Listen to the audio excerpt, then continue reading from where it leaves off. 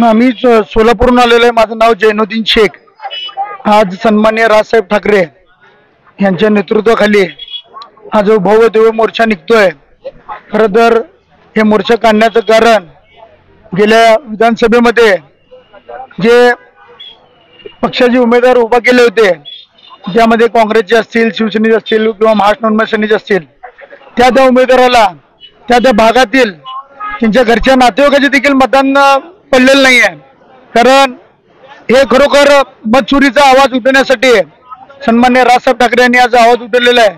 या अनुषंगाने आम्ही सगळे सोलापूरचे आज पदाधिकारी या मोर्चामध्ये आम्ही सहभागी झालेलो। आम्ही 2 दिवस झाले गेले प्रवास करत आहोत, कारण आमच्या सोबत एक 40-50 गाड्याचा ताफा होता। सर्व गाड्या आम्ही व्यवस्थितरित्या लावून आज या मोर्चामध्ये आम्ही सर्वजण मनापासून सामील झालो। आमच्या सोबत एक 350 ते 400 लोकांचा आम्ही ताफा इथं आलेला आहे। माझं नाव जैनुद्दीन शेख।